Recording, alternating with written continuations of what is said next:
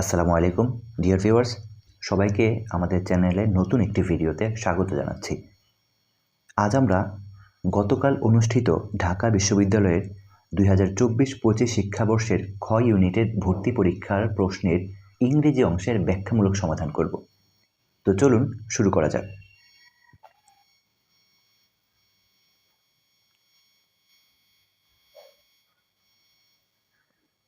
Dear viewers, সঠিক উত্তর আমরা নিচ্ছি অপশন ডি। অপশন ডি এখানে সঠিক। এবার 11 নম্বরটা দেখব। Sardine serious disease can be successfully treated. কিছু গুরুতর রোগ সফলতার সাথে চিকিৎসা করা যাবে। কিছু গুরুতর রোগকে সফলতার সাথে চিকিৎসা করা যেতে পারা যাবে dash detected in an initial stage. যদি ইনিশিয়াল স্টেজে এটা ডিটেক্ট করা যেতে পারে তাহলে এটা একটা কন্ডিশনাল সেন্টেন্স। তো কন্ডিশনাল সেন্টেন্স হিসেবে আমরা জানি আনলেস বা ইফ হইতে পারে। এখন যদি আমরা আনলেস আনি যদি না হয়ে যায়, এটা নেগেটিভ অর্থ দিয়ে দেয়, তাহলে আনলেস হচ্ছে না। যদি ইনিশিয়াল স্টেজে এটা ডিটেক্ট করা যায় তাইলে অনেক রোগ সাকসেসফুলি ট্রিট করা যাবে। তাহলে এটার উত্তরটা নেওয়া যাচ্ছে অপশন এ ইফ। বি হচ্ছে না, লিস্ট আমরা জানি লিস্টের পর কি হয়, এটা স্ট্রাকচারটা কি এই ভয়ে যে লিস্ট স্ট্রাকচার হচ্ছে এমন, লিস্টের পর সাবজেক্ট প্লাস শুড, এখানে ওইটা নাই, তাহলে লিস্ট হচ্ছে না। এখানে ওয়েদার হচ্ছে না। এখানে সঠিক উত্তর হচ্ছে কি, এখানে সঠিক উত্তর হিসেবে আমরা নেব হচ্ছে option A if. Option A এখানে সঠিক, কারণ যদি অর্থ প্রকাশ করতেছে, অপশন এ এখানে সঠিক। এবার 12 নম্বরটা দেখি। 12 নম্বরটা বলা হচ্ছে I dash to call the customer service of my bank all morning. I dash all morning বলতে পুরো সকাল, তার মানে পুরো সকাল ধরে আমি কাস্টমার কেয়ার ব্যাংকের কাস্টমার সার্ভিসে আমি কল দিতেছিলাম, but I can't get through, কিন্তু আমি এখন নাগাল পাইতেছি না। দেখুন এই অংশটা কিন্তু প্রেজেন্ট টেন্সে আছে, তাই না? তার মানে আমাদের প্রেজেন্ট টেন্সের কিছু একটা নিতে হবে, প্রেজেন্ট টেন্সের কিছু একটা নিতে হবে। খেয়াল করুন এখানে প্রেজেন্ট টেন্সের কোনটা আছে। হ্যাড বিন ট্রাইং নাই, উড বি ট্রাইং নাই, ট্রাইড নাই, প্রেজেন্ট টেন্স একটাও নাই। তার মানে তিনোটা ভুল। প্রেজেন্ট টেন্স একটাই আছে, হ্যাভ বিন ট্রাইং, এটা রাইট। এবার এটা একটু ব্যাখ্যা করি কেন রাইট। এটা কিন্তু প্রেজেন্ট পারফেক্ট কন্টিনিউয়াস টেন্স, মানে কোনো একটা কাজ শুরু হয়ে এখনও চলতেছে। তো বলা হচ্ছে আমি সকাল থেকে কাস্টমার সার্ভিসে ফোন দিতেছি, ব্যাংকের কাস্টমার সার্ভিসে ফোন দিতেছি, কিন্তু এখনও আমি নাগাল পাচ্ছি না তাদের সাথে আমার কন্ট্যাক্ট এখনও হচ্ছে না, তাহলে এখনও কাজটা চলতেছে। তাহলে প্রেজেন্ট পারফেক্ট কন্টিনিউয়াস টেন্স হিসেবে অপশন ডি এখানে কারেক্ট। 13 নম্বরটা দেখি। Dash the hustles and bustles of the city. Hustles and bustle মানে কোলাহল, তো শহরের কোলাহল। She has found a peaceful park to take rest. Rest নেওয়ার জন্য সে একটা শান্তিপূর্ণ পার্ক পাইছে, সুন্দর একটা পার্ক পাইছে না, পেয়েছে। তাহলে এটা একটা ক্লজ, কিন্তু প্রথম অংশটা কিন্তু ক্লজ না, একটা ফ্রেজ। এখন আসেন অল দো শব্দটা কখন হয়, একটা ফ্রেজে কিন্তু অল দো না হয় না, ক্লোজে কিন্তু হয়। আমরা জানি অল দো হি ইজ পুয়ার, যদিও সে গরিব, এইভাবে আমরা খুব কমন একটা এক্সাম্পল শিখে আসছি।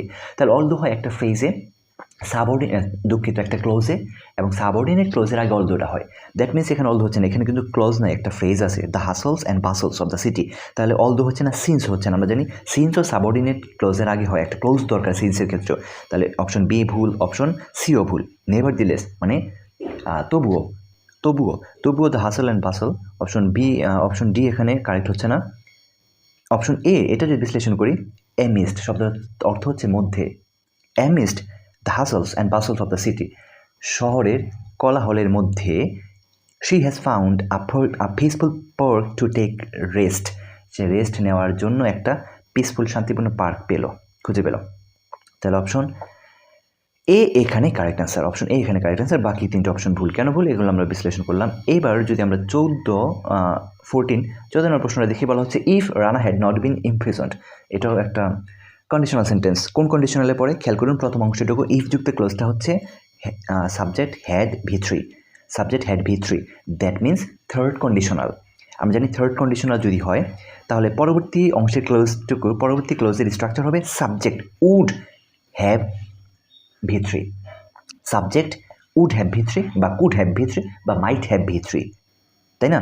তাহলে এখানে একটাই কিন্তু আছে, option B, he would not have become, তাহলে উড হ্যাভ ভি3, তাহলে অপশন বি এখানে কারেক্ট অ্যান্সার। 15 নম্বর কোয়েশ্চেনটা দেখি। Many people are increasingly interested in sustainable living. মানসম্মত জীবনযাপনে অনেক মানুষ ইনক্রিজিংলি আগ্রহী হচ্ছে। উইচ হ্যাজ স্পার্কড, যেটা স্পার্ক করেছে। স্পার্ক শব্দের অর্থ হচ্ছে জলজল করা বা জ্বালানো, স্ফুলিঙ্গ জ্বালানো। তো যেটা জ্বালিয়েছে, কি জ্বালিয়েছে?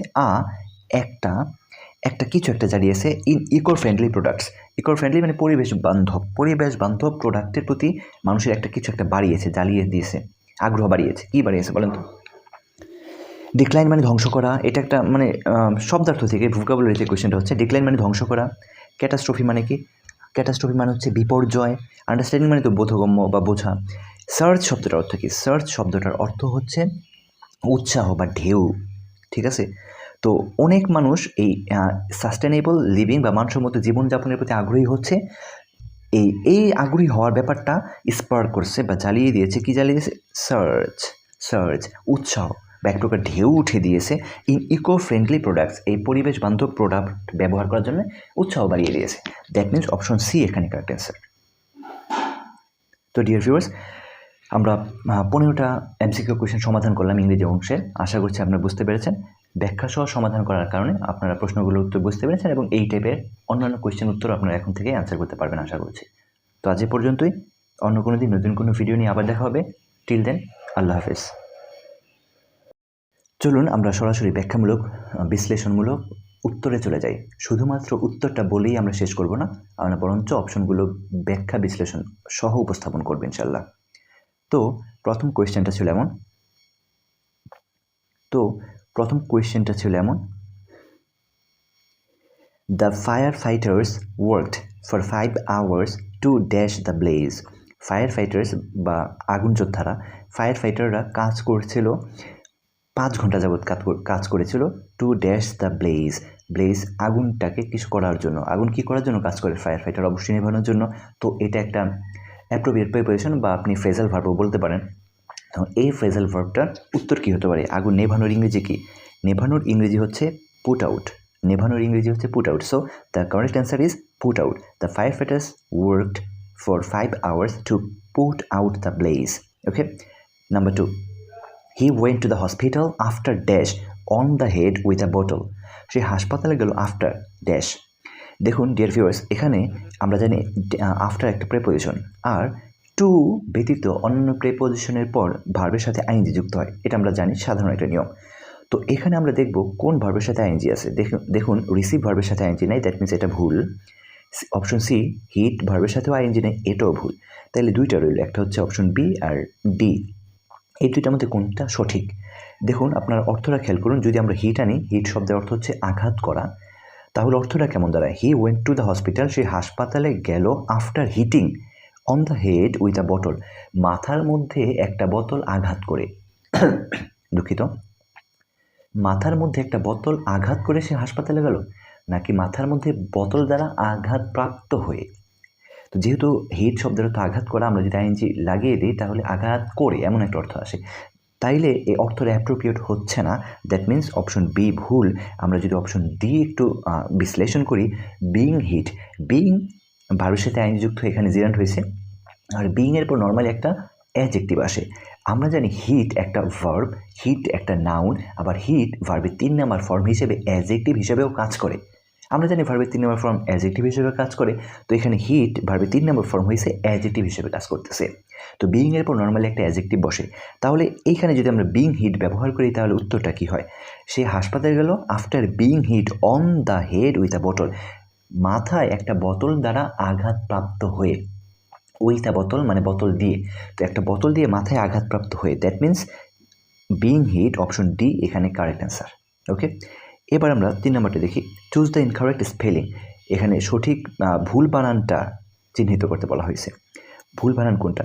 অ্যাপ্রিহেনশন সঠিক বানান, ট্রাঙ্কুইলিটি সঠিক বানান, ডুপ্লিসিটি সঠিক বানান। অপশন বি যদি খেয়াল করেন, একটু ভালো করে খেয়াল করুন, এখানে এক্সপ্লেনেশন সঠিক বানান হচ্ছে এক্সপ্লেনেশন। এইখানে একটা অতিরিক্ত আই আছে, দেখুন এক্সপ্লেইন, আই আছে। যখন এটা ভার্ব হয় এক্সপ্লেইন, এই অতিরিক্ত আইটা থাকে, কিন্তু যখন এটা নাউন হয়ে যায় এক্সপ্লেনেশন, তখন এই অতিরিক্ত আইটা কিন্তু থাকে না। দ্যাট মিনস অপশন বি হচ্ছে এখানে ভুল। তাহলে সঠিক উত্তর হচ্ছে বি। ওকে, এবার 4 নম্বর কোয়েশ্চেন আমরা খেয়াল করি। 4 নম্বরটা হচ্ছে দ্য সিনোনিম অফ ডিভিয়েট। ডিভিয়েটের সিনোনিম চাইছে। ডিভিয়েট শব্দের অর্থ কি? আগে আমরা এটা খেয়াল করি। ডিভিয়েট শব্দের অর্থ হচ্ছে পথভ্রষ্ট করা বা বিপথে যাওয়া, পথ হারিয়ে ফেলা। অনেকটা ডিরেইলের সমার্থক বলা যায়, ডিরেইল পদচ্যুত হওয়া। ওকে, তো এটার সমার্থক বা সিনোনিম কী হতে পারে এখানে? আমরা কন্টিনিউ শব্দের অর্থ জানি হচ্ছে চালিয়ে নেওয়া, তার মানে এটা ভুল। পারভেট শব্দের অর্থ যে আমরা জানি হচ্ছে অনুপ্রবেশ করা বা খচিত করা, কোনো কিছু খোদাই করা, তার মানে এটাও ভুল। আমরা অল্টারনেট শব্দটার অর্থ জানি কি বিকল্প করা, তার মানে এটাও ভুল। ডিভিয়েট মানে পদচ্যুত হওয়া, পদভ্রষ্ট করা, বিপথে যাওয়া, এটার রাইট অ্যান্সার হচ্ছে বা এটার সিনোনিম হচ্ছে ডিগ্রেস হচ্ছে অবান্তর হওয়া বা মূল বিষয় ছেড়ে অন্য কোনো বিষয়ে চলে যাওয়া, গতিপথ থেকে দূরে সরে যাওয়া, বিচ্যুত হওয়া আর কি সোজা কথা। তাহলে আমরা ডিগ্রেসকে ডিভিয়েটের সিনোনিম বলতে পারি। দ্যাট মিন্স অপশন সি এখানে কারেক্ট। এবার 5 নম্বর প্রশ্ন আমরা খেয়াল করি। Identify the figure of speech she has a heart of gold. এখানে ফিগার অফ স্পিচ আইডেন্টিফাই করতে বলা হয়েছে।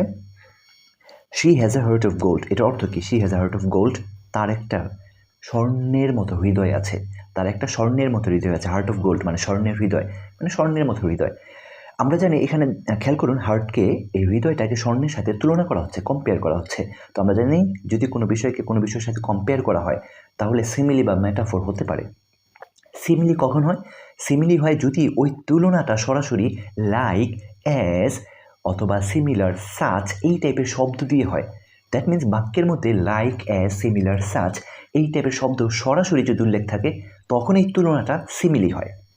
কিন্তু যদি সরাসরি উল্লেখ না থাকে কিন্তু তুলনা করা হচ্ছে তখন কিন্তু মেটাফর হয়। যেমন আমি বললাম হি ইজ আ টাইগার, সে একটা বাঘ।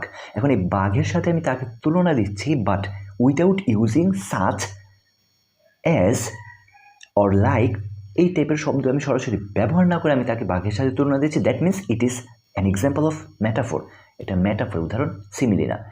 কিন্তু আমি যদি বলতাম he is as a tiger, he is like a tiger, সে একটা টাইগারের মতো, তখন এটা সিমিলি হইতো। তো এখানে সিমিলি হচ্ছে না তুলনাটা। আর আমরা জানি আইরনিও হবে না। আইরনি হচ্ছে কি? বিদ্রুপাত্মকভাবে, রিডিকিউয়াসলি কোনো একটা বিপরীত কিছু বোঝানো। আমি যা বলছি তার বিপরীত কিছু বোঝাচ্ছি। ধরুন আমি বললাম বর্তমানে বাংলাদেশের প্রধানমন্ত্রী শেখ হাসিনা, তো এটা কিন্তু বিপরীত কিছু বোঝাচ্ছি, একটু রিডিকিউয়াসলি আমি এখানে বুঝালাম। তো যদি বিদ্রুপাত্মকভাবে বিপরীত কিছু বোঝানো হয় তখন আমরা আইরনি ব্যবহার করি। তাহলে এইখানে আইরনি উত্তরটা হচ্ছে না। আর পার্সনিফিকেশন কি? আমরা জানি পার্সনিফিকেশন হচ্ছে ব্যক্তিতে রূপ দেওয়া, মানে ব্যক্তিবাচক হিসেবে কল্পনা করা।